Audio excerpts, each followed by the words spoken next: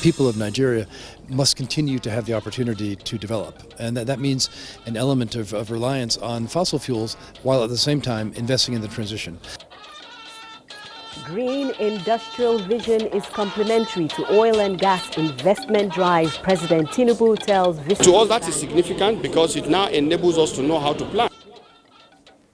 Cholera outbreak, federal and state governments on the move to arrest escalation.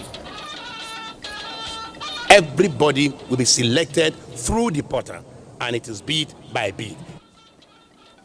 National Agricultural Sample Census launched to strengthen weak agricultural data in Nigeria.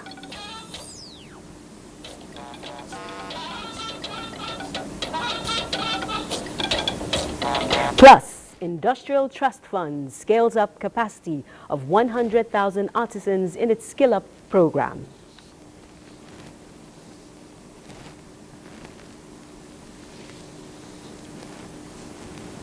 Hello and thank you for joining us on the Network News on NTA. I'm Najaa Atitijani.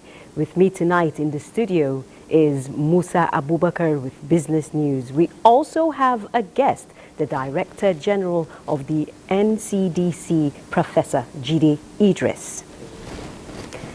And now the news in detail. President Bola Tinubu says Nigeria remains committed to having a balanced approach to energy transition, but still requires substantial investment in the oil and gas sector to meet the energy demands and economic needs of its population. The president was addressing the Group Chief Executive of Standard Chartered Bank, Bill Winters, and his team, who visited him at the State House. President Tinubu called for a just energy transition which supports vulnerable communities across the nation, saying that Nigeria, having the largest reserves in gas in Africa, does not want to go backward but forward, and welcomes deepened partnership with institutions such as the Standard Chartered Bank. President Tinubu also highlighted strategic projects across different sectors embarked upon by his administration to stimulate economic growth. The president reiterated his commitment to sustaining ongoing economic reforms and measures to stabilize the economy. The bank CEO, Bill Winters, commended President Tinubu's bold economic reforms, noting the international investment community's recognition and support.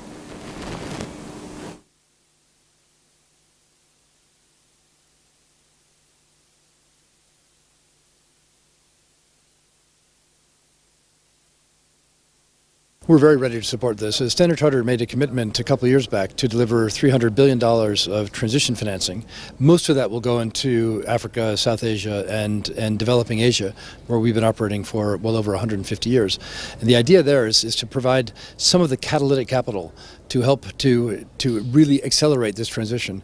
We recognize that the transition has to be a just transition, so that the people of Nigeria must continue to have the opportunity to develop. And that means an element of reliance on fossil fuels while at the same time investing in the transition. So these are some of the ideas and some of the concepts that we discussed with the president and with his climate advisors and finance minister and others. These are the opportunities of our time. We think that Nigeria is striking an appropriate balance. On the health scene, the Nigeria Center for Disease Control and Prevention, NCDC, has confirmed rapidly increasing cases of cholera with more records of fatalities. Lagos State is worst hit. NCDC Director General Dr. Jide Idris says Nigeria is employing a One Health approach in the national response to control the spread of cholera, including the activation of an emergency operations center. Olusheye Adiagbo reports. The state is the epicenter of the outbreak, with the highest number of cases, and with 15 other states of the Federation contribute 90% of the burden. For the NCDC Director General, observations from the outcome of risk assessment engagement place the country at high of increased cholera transmission and impact, with a case fatality rate of 3.5% since the beginning of the year. Consequently, the National Cholera Multi-Sectoral Emergency Operations Center to coordinate national response has been activated. Cholera is a food and waterborne disease caused by the ingestion of the organism Vibrio cholerae in contaminated water and food. These Nigerians are aware of the current cholera outbreaks and speak on their individual efforts to prevent contracting the disease. So since we know there is outbreak now, we should be careful of our environment, especially the water we are drinking. Because they say prevention is better than cure. I try to keep my environment clean. NCDC says it has intensified sensitization drive, especially at the grassroots. In Abuja, Oluseyi Adiagbo, NTA News. Meanwhile, the Lagos state government says its interventions and surveillance measures have led to a significant decrease in the number of cases resulting from the cholera outbreak in the state. Commissioner of Health Professor Akin Abayomi gave the update during a status report on the outbreak in Lagos. Ese Onwamaka reports. Giving an update on cholera outbreak in Lagos for Monday, June 24th, 2024, the Commissioner for Health, Professor Akin Abayomi, says there are 549 suspected cases, out of which 43 have been confirmed, while 29 deaths have so far been recorded. The data reflects that the situation is well under control, and I'd just like the citizens of Lagos, all the residents of Lagos, to rest assured that the government is doing everything to make sure that this does not become a problem. And you can actually relax and have confidence in us that we are on top of this situation and you need not panic. The Lagos state government is providing free treatment for cholera in all public health facilities in the state, and residents who present with symptoms such as persistent stooling, vomiting, and dehydration are advised to present themselves for diagnosis and prompt treatment. Professor Akin Abayomi added that the numbers, which have significantly reduced, is as a result of intensified efforts by the state government. He advised members of the public to take precautionary measures to avoid contamination. In Lagos, Ese Onwamaka, NTA News. Kaduna State is leaving no stone unturned to prevent possible outbreak of cholera through aggressive sensitization on the need to sustain personal hygiene and ensure a clean and healthy environment. Haruna Muhammad reports that no case of cholera has been recorded in the state, and the public is being supportive in this regard. Nigeria is experiencing cholera outbreak. This, no doubt, is becoming a source of concern. To teach my children to be washing hand and washing the fruit before eating. Anything where they will eat, may just wash up because of to protect cholera. We have to be very cautious about what we eat. Don't be buying anything on the streets because it can be contaminated. Always do well to wash your hands after and before eating. Kaduna State has not recorded a single case, and government has scaled up prevention measures in case of any eventuality. Our rapid response teams are ready. All our secondary facilities are ready. We have prepositioned drugs and consumables for response, and our teams are just now. We just finished rapid response team meeting. We are preparing to coordinate all our wells in the hotspot area. So if Kaduna State eventually have the outbreak, we have the capacity to respond to it. Government is calling on other states to follow suit in preventing further spread of the disease. In Kaduna, Haruna Muhammad, NTA News. Similarly, experts in Enugu are advocating the adoption of preventive health measures such as regular hand washing to avert an outbreak in the state. Chiego Noaro reports. Although there is no reported case of the disease in Enugu State, health practitioners advise residents to imbibe such preventive health tips as adequate hand washing, drinking of clean and potable water, as well as thorough washing of fruits and vegetables before consumption to avert an outbreak. For instance, how do we wash our hands before we touch food items, that anything that's going into our mouth? We have to apply adequate hand washing so that from work, from farm, from anywhere, you wash your hand very well with soap and water. Residents were, however, advised as a matter of urgency to seek medical attention whenever they notice such symptoms as frequent stooling, vomiting and weakness. When you are vomiting and you are also passing watery fluid quickly, you can quickly become weak and it can lead to death in a short while because you are losing the water that keeps you alive, also losing some important substances that we call ions and important chemicals in the body that keep us strong and going. The creation of awareness of the populace on the right health tips by the State Minister of Health was also recommended. In Enugu, Chiegono Aro and Cholera. What is the current situation across the country, and how equipped is the NCDC to tackle this? With me in the studio is the Director General of the Nigeria Center for Disease Control, Professor Jide Idris, to answer these questions and tell us more. Thank you for joining us, Professor. Thank you. What is the current situation across the country, and how equipped is the EOC to tackle this and other potentially deadly outbreaks? Well, like the statistics you showed on television now, we have 1,528 suspected cases, 53 deaths across 31 states and 107 local government areas. I have a case fatality rate of 3.5%. When we had these stories from different states in the last 1 week, we established this dynamic risk assessment nationally by the National Technical Working Group on Cholera. What they did is basically to look at the data, look at the problems, what gaps do we have, and advise on how best to address these issues. And they recommended that we should activate the EOC, National Emergency Operations Center. And basically what that does is that we make cholera now nationally a priority. The essence is that we need to reduce the number of cases affected as well as review the number of deaths.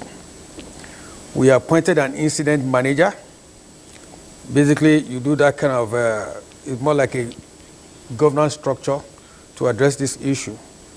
That incident manager works with other pillars from different states, from people with different expertise, including our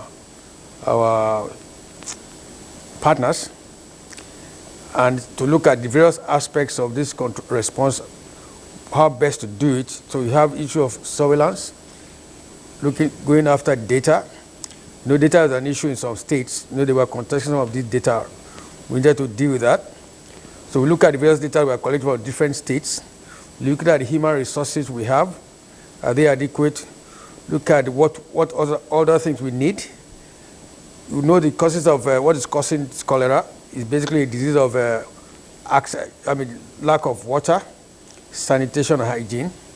These three things are not strictly under the purview of the health sector.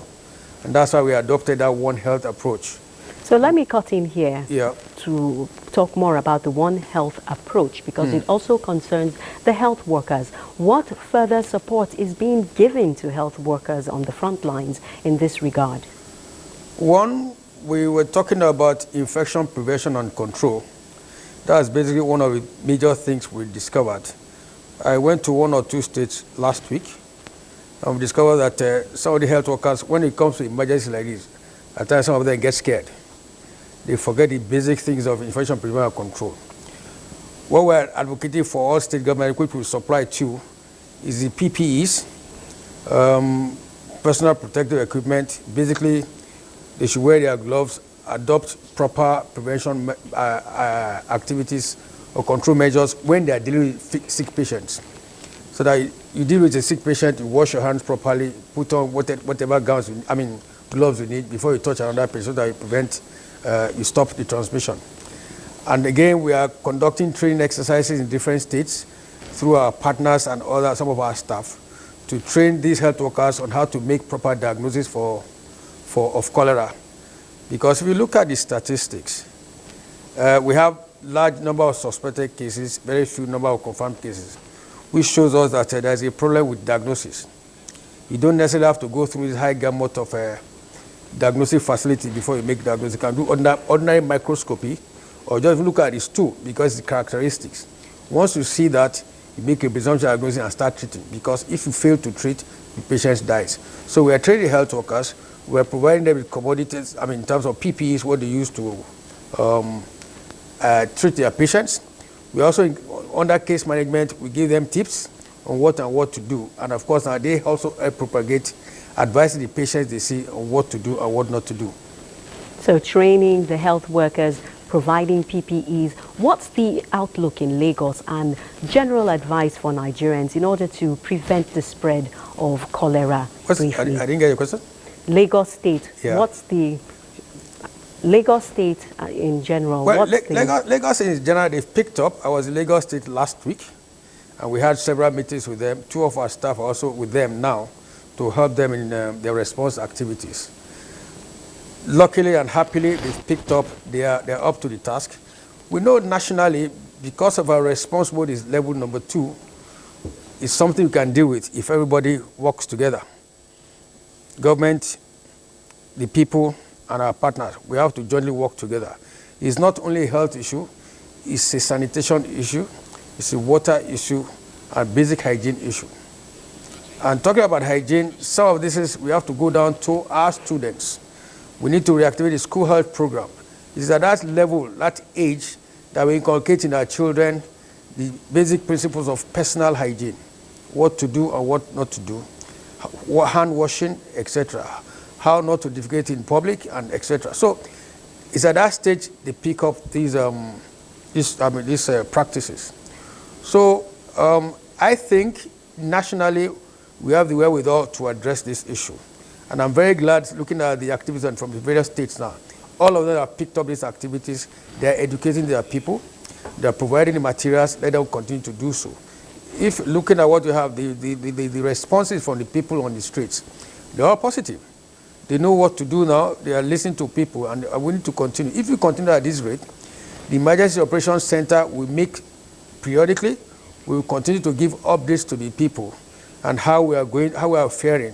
The objective is that we need to reduce the number of cases we see. We need to reduce the number of deaths so that we make our people happy. Thank you very much. Thank you very much, Doctor. I've been speaking with the Director General of the NCDC on, of course, the cholera outbreak preventive measures and, of course, support being given to healthcare workers. Advice, of course, from the good doctor on being hygienic so as to prevent the spread of cholera. Now, the Minister of State for Education, Tanku Yusuf, has given principals of Unity Colleges a 7-day ultimatum: get registered on the National Response Center on Safe Schools platform, also charging them to ensure that preventive measures against cholera outbreak are in place in their schools. Olainka Ojo reports. In this auditorium are principals from the 115 Unity colleges in Nigeria, and the decisions taken here are that expected to address some of the challenges faced in the colleges. One of the very things that need urgent attention, especially in trade subject areas, is provision of more teachers. With emphasis on government's commitment to increase access and ensure retention and completion, as quality education delivery is paramount, the minister urged the principals not to relent in the provision of adequate security for students. And since teachers' training, community engagement, as well as infrastructural development for the education sector is at the heart of government's programs and policies, quackery in the profession will no longer be tolerated. I was in Zambia, Lusaka, about 6 weeks ago for the African Federation of Teaching Regulatory Authorities. I'm shocked and surprised to know that virtually all the African countries are copying what Nigerians are doing, and Nigeria Teachers Registration Council appears to be the role model for Africa. Your leadership and dedication are crucial in transforming our vision into reality. The interactive session was also an opportunity to encourage the principals of the schools cash in on the digital platforms created by government for self-development. Olainka Ojo, NTA News. NTA, stay tuned for more reports after this timeout. Trademore Estate, Lube, in the Federal Capital Territory, experienced another flooding this morning. Onotu Yakubu reports that it was not as severe as that of last year and no casualty was recorded. Storm waters culminated to flash flooding, displacing some occupants of the estate. The flash flood affected majorly the access gate into the estate and a couple of buildings around the perimeters. It came up here, and this one here could not enter in. You know that kind of interjections. So it builds up back to the gates. I couldn't go to my house because of the flood. Rain was everywhere. I was scared of passing, so I have to go. So I'm coming back right now. I have to go somewhere to stay for the flood to reduce. Other than these very properties that are just around this gate, those are the ones that were affected. No life was lost.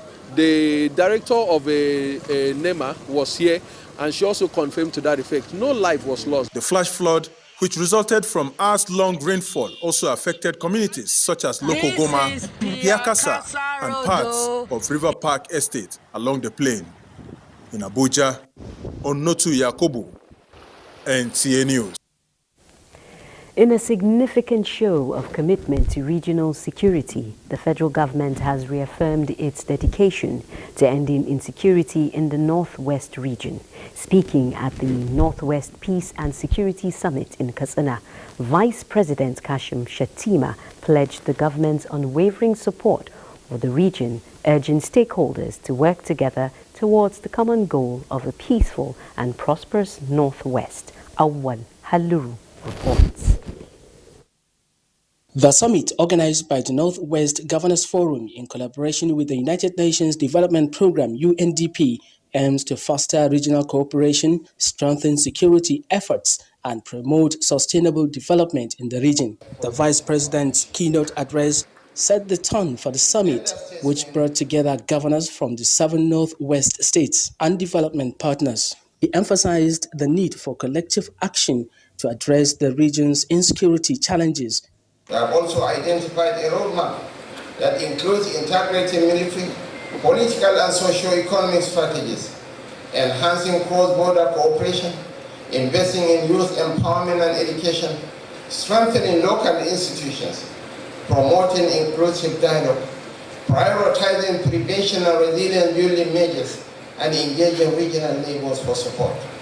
Governor Duko Umaru of Katsina State, who hosted the summit, praised the federal government's commitment to regional security. We must act with urgency, determination, and unity of purpose. Let us build a region where every citizen can live in peace. We are committed to ending this state, and we are committed, and we are open, and we are ready for all possible collaboration. We will be the ones to work for this and end these problems if we so desire. Nobody will come from somewhere to work for us.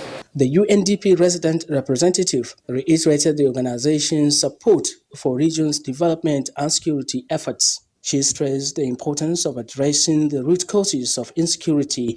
The Northwest region holds immense potential for transformation as we navigate the challenges of fragility. The region, her people, and leaders embody the resilience, hope, and potential that needs to be connected to opportunity. This inaugural Peace Summit is an important milestone for this collective shift and for moving the needle toward achieving not only peace and security, but in a broader manner, the sustainable development goal in Nigeria. The summit will feature panel discussions and presentations on various topics, and participants are expected to share experiences and best practices, and experts to offer insights and recommendations. In Katsina, Awal Halaru, NTA News. Deputy Speaker of the House of Representatives, Benjamin Kalu, is calling on African parliaments and governments to take a cue from the priority placed on education by President Bola Tinubu to actualize the African Union theme for 2024, the Year of Education. Kalu was addressing the third ordinary session of the Pan-African Parliament in Midrand, South Africa. Correspondent Vivian Idepefo. Reflecting on Nigeria's experience in tackling deficiencies in the education sector, Deputy Speaker Benjamin Kalu enumerates some policies adopted by the government, such as the School Feeding Program, the Student Loan Access to Higher Education Act, licensing of private distant learning institutions, as well as increased funding. In proposing the creation of a dedicated fund to ensure no African child is left behind, Deputy Speaker Kalu underscored the urgency of the need for parliamentary interventions in attaining SDG 4 by adopting a pan-African approach. And it is our job as representatives of the people. And if it is our job, we must do it. The era of blame game is gone. It is our responsibility. It is our problem. We are going to own it and we are going to deal with it. President of the Pan-African Parliament, Fortune Charumbira, called for concerted efforts by members to rebrand the AU organ to deliver on its mandate despite the funding constraints. We need to facilitate the implementation of the programs, policies, objectives of the African Union. The session featured the swearing-in of new members and goodwill messages from sister organizations and the diplomatic circle. Vivian Itekpefo, NTA News. Back from Midrand, President Bola Tinubu has approved the appointment of Olatunji Bello as the new Chief Executive Officer, Executive Vice Chairman of the Federal Competition and Consumer Protection Commission, pending confirmation by the Senate. Mr. Bello is a lawyer, administrator, and renowned journalist, former secretary to Lagos State Government, and holds a master's degree in international law and diplomacy. Mr. Bello worked at the Concord newspapers and won the U.S. Alfred Friendly Press Fellowship, and also served as Commissioner for Environment under various administrations in Lagos State. The President expects that the new Chief Executive Officer of this important agency will ensure the holistic realization of the Commission's mandate of protecting and promoting the interest and welfare of Nigerian consumers, to ensure the adoption of measures to guarantee the safety and quality of goods and services. Meanwhile, Speaker of the House of Representatives, Tajuddin Abbas, has paid glowing tribute to the Chief of Staff to the President, Femi Gbajabiamila, on his 62nd birthday.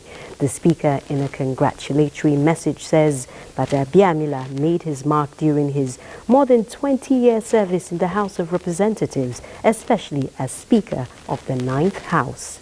Little wonder, the Speaker notes, President Bola Tinubu found the former Speaker worthy of being his top aide to manage the President's schedule and assist in the quest to bring about good governance in Nigeria, describing him as one of the best hands in Tinubu's government. 99.5% of households in Ebonyi State are involved in crop production, and they are part of the more than 40 million households involved in agriculture across the country. This data is part of details in the National Agricultural Sample Census, launched by the National Bureau of Statistics in collaboration with the Ministry of Agriculture and Food Security and the Ministry of Budget and Economic Planning in Abuja. Muplang Dakok reports that the census is aimed at understanding the structure of the agricultural sector in Nigeria.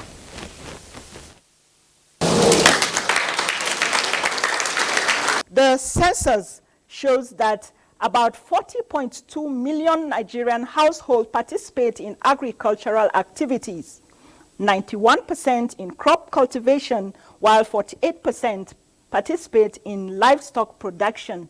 The census further reveals that crop production, Ebonyi State recorded the highest number of participants at 99.5%. Lagos was the least with 48.0%. In terms of livestock production, Jigawa State was the highest with 84.2%, followed by Bauchi State with 79.7%. I urge policymakers, stakeholders, and private sectors to actively utilize this information to make data-driven decisions as well as investments. These national agriculture sample surveys will go hand in hand with the national agriculture census. For the Ministers of Budget and Economic Planning and State for Agriculture and Food Security, Nigeria cannot be left behind as the world focuses on data-driven agriculture and economic planning. This report further supports that all across our 36 states are hard-working men and women. So if you look at each household, the number of households, what is the number of people in there, and what are they doing as per agriculture? So to us that is significant because it now enables us to know how to plan. The figures are expected to become a roadmap upon which agricultural policies will be formulated for food security and economic development. In Abuja, Muplang Dakok, NTA News. Still talking numbers, 100,000. That's the number of persons set for certification by the Industrial Training Fund. It is part of the agency's efforts at improving the capacity of artisans in the country to meet international standards. Musa Abubakar reports on the first batch of the program in Abuja. The days of taking Nigeria's artisan jobs are over. And this gathering of skills training centers executives and the management of ITF are determined to achieve that. This meeting is convened to commence the implementation of SUPA program for skills centers executives who will take and train 10 million artisans over a 2-year period. We don't want a situation where we train them and just leave them. We want to make sure they get jobs. We want, the jobs are there, but the quality is not there. That's why Ghanaians will come here and succeed and move back, take our money back home. Yes, they have the right, according to international labor law. They've got the right. We want to make sure we are the landlord. We should taste the money too. We should empower our artisans. We should raise them up. The artisans are to undergo training through the use of local languages and add project management and industrial safety to their skills. ITF says selected artisans and their training centers for the SUPA program will soon be released. The Skill Up Africa SUPA training program aims to empower, train and license young artisans through tech-enabled skills to promote industry standard excellence. In Abuja, I am Musa Abubakar, NTA News. 6 months after the passing of former Governor Oluwarotimi Akeredolu of Ondo State, the Southern Governors Forum has unanimously nominated Governor Dapo Abiodun of Ogun State as the new chairman. Hakeem Jimo reports. Southern Governors Forum serves as the collective body for the 17 governors from the southwest, south-south and southeast geopolitical zones of Nigeria. In his acceptance speech after a 5-hour meeting held in Abeokuta, the Ogun State capital, Governor Abiodun pledged to do everything possible to take the forum to the next level. We have discussed a whole wide-ranging number of issues. I first want to thank all the governors, the 17 governors, for coming to Abeokuta today for this meeting, the first meeting in the last about 3 years. It underscores the commitment and the determination to ensure that the southern states occupy their pride of place. Similarly, Anambra State Governor Professor Charles Soludo emerged as vice chairman of the forum. The new leadership of the forum promised that a communique on the outcome of the meeting will soon be made public. While the governors of 13 states attended the meeting in their own capacities, 3 state governors were represented by their deputies, while the Rivers State was absent from the meeting. Governor Dapo Abiodun's emergence as the chairman of the Southern Governors Forum fills the position made vacant by the death of Arakorin Oluwarotimi Akeredolu, former governor of Ondo State. In Abeokuta, Hakeem Jimo, NTA News. This is the network news on NTA. More reports after the break.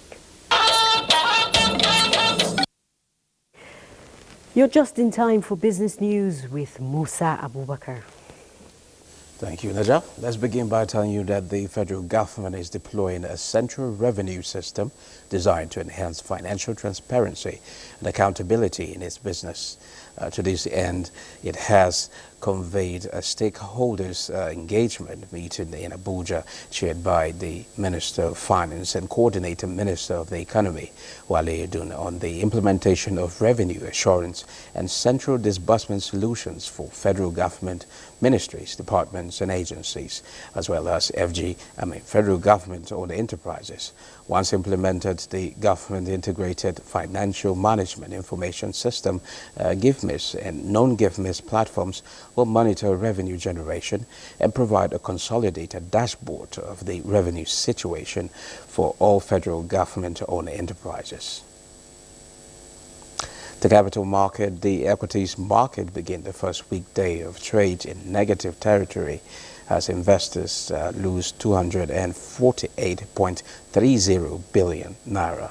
The all-share index shed 0.44% to close at 99,304.12 points. At the end of the first weekday of trading on the Nigerian Stock Exchange, a total of 973.6 million shares in 9,941 deals, corresponding to a market value of 19.3 billion naira were traded. Market capitalization declined to 56.2 trillion naira. 128 NGX listed equities participated in trading, ending with 20 gainers and 27 losers. But as a quick look at business, the news continues after the break. You're just in time for a birthday message. President Bola Tinubu extends warm congratulations to his Chief of Staff, Femi Gbajabiamila, CFR, on his birthday. The celebrant, a statesman and prolific public administrator, is an accomplished lawyer who previously served as the Speaker of the House of Representatives from 2019 to 2023. President Tinubu joins family, friends and staff of the presidency to celebrate an exceptional leader on this special occasion. The president also commends him for his diligence, high sense of responsibility, patriotic zeal and commitment to the common good. President Tinubu wishes his Chief of Staff many more years in good health and renewed strength in his service to the nation. President William Ruto says he will engage Kenyan youth to address the concerns raised over the Finance Bill 2024. Comfort Fashion has more on Global News Update. Kenya's President William Ruto said he was ready for a conversation with thousands of peaceful young anti-tax protesters, prompting new calls from the movement organizers to accept their demand to cancel the levies. The bill was set to involve punitive tax measures that will pile further pressure on young Kenyans. The president, however, commended the youth for exercising their democratic right to voice their concerns in a peaceful manner. While in India, lawmakers took oath of office on Monday as Parliament opens after an election setback, which forced Prime Minister Narendra Modi into a coalition government for the first time in a decade. Prime Minister Narendra Modi also took oath as a member of Parliament at the 18th Lok Sabha session on June 24th. Attacks on police posts, churches and a synagogue in Russia's North Caucasus Republic of Dagestan have left 19 police officers and several civilians dead. Reports said 6 gunmen were killed and at least 16 people were taken to hospital. And in South Korea, a massive fire broke out at a lithium battery factory with scores of fatalities, including 18 Chinese nationals. Comfort Fashion, NTA News. Back home in Nigeria, Vice President Kashim Shettima has joined other prominent Nigerians in Kano for the funeral prayers for his late mother-in-law, Mariam Abubakar Al-Bishir, who died at the age of 69 after a protracted illness. Abdullahi Mustafa reports. Vice President Kashim Shettima, who arrived through the Malam Amin Kano International Airport, was received by Governor Abba Kabir Yusuf, ministers and members of the Kano State Executive Council. He was thereafter accompanied to the residence of late Hajia Mariam Abubakar al-Bashir. An Islamic scholar, Ustaz Nuhu Enkaba, led the funeral prayers. Special prayers were offered for the repose of the deceased. Late Hajia Mariam Abubakar al-Bashir died at the age of 69 after a protracted illness. In Kano, Abdullahi Mustafa, NTA News. President Bola Tinubu condoles with Vice President Kashim Shettima and his family over the passing of Hajia Mariam Abubakar al-Bashir, his mother-in-law. President Tinubu describes the passing of Hajia Mariam as a painful loss, a deeply painful loss. The president not only mourns the deceased, but also celebrates her legacies of philanthropy and good virtues. While praying for the repose of the soul of the late Hajia Mariam, President Tinubu urges the family to take solace in the remarkable life the departed matriarch lived. Former President Muhammadu Buhari has expressed his deepest sympathy to the family of Vice President Kashim Shettima over the passing of Hajia Mariam al-Bashir. The former president says the death of Hajia Mariam, the mother of the Vice President's wife, Hajia Nana, is sad, adding that his thoughts and prayers are with the Vice President and his family at this challenging time. He prays Allah to grant the deceased eternal rest. The remains of the mother-in-law of the APC National Chairman, Abdullahi Umar Ganduje, have been laid to rest. The death of Hajia Asia Muhammad at the age of 98 marks the end of a life rich in wisdom and community contributions. Aminu Umar reports. Among the dignitaries that attended the funeral service are the Deputy Senate President Barrow Jibrin, Minister of State for Housing and Urban Development Abdullahi Tijani Muhammad Gorzo, among others. Their presence underscores the deep respect and high regard in which the family is held. We have lost our in-law, a very, very good woman, a very religious woman, but Allah has taken away her life, and that is why we say, Inna lillahi wa inna ilayhi raji'un. We should pray that may Allah give her Al-Jannah Fidawsi. We love her mother. She was a mother to us, she was a grandmother to us. A wonderful woman. May her soul rest in peace. Late Hajia Hasia was known for her warmth, wisdom and contributions to her community. Today is one of our saddest days, where we lost our matriarch in the person of Hajia Asia Muhammad Gawiyama. Hajia is not just a grandmother, she is a role model to everybody. But Allah loves her best. And our prayer today for her is, may Allah subhanahu wa ta'ala grant her Al-Jannatul Firdausi. She left behind 2 children, among them Professor Hafsat Ganduje, 20 grandchildren and many great-grandchildren. In Kano, Amin Umar, NTA News. President Bola Tinubu extends his condolences to the national chairman of the All Progressives Congress, APC, Dr. Abdullahi Umar Ganduje, over the passing of his mother-in-law, Hajia Asia Muhammad Gawiyama. President Tinubu states that the deceased will be missed for her contributions to her family and community as matriarch, guide and leader. The president prays for the repose of the soul of the late Hajia Asia and comfort for her family. The Speaker, House of Representatives, Tajuddin Abbas, also extends condolences to the Vice President Kashim Shettima and National Chairman of the All Progressives Congress, Abdullahi Umar Ganduje, over the death of their mothers-in-law.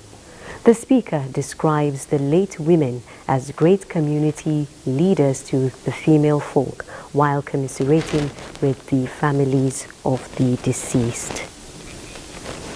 And on that note, we conclude the network news on NTA. Thanks for watching. I'm Naja'atu Tijani.